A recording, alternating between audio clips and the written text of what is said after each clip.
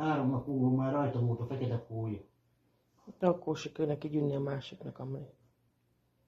Hogy gondolod, hogy csak nekem győz?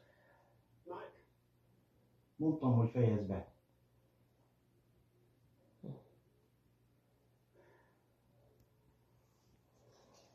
Akkor már egészen nem szóltak egy szót se, vagy mi? Te szólt. Nem, egyből nekem győz, vagy mi?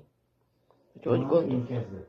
Megint kezded. Na akkor mi nekem megint győz, megint? Fordítgatod a betűket, meg a Mit? szavakat. Érted? Megint nem bízsz magadnak. Hagyjál már békét. Én békélek, csak még soha nem csináltál ilyet. Hogy nekem győz. Te is csináltál ilyet annak régen, hogy csúnyán beszélti velem. Te mit mondtam csúnyát most, Amri? Most nem. Mit? Azelőtt. Azt akkor most csúnyán beszéltem, nem? Akkor még üttél nekem?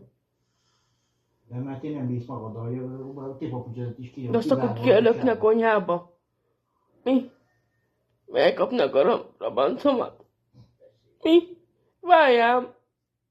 Tudod,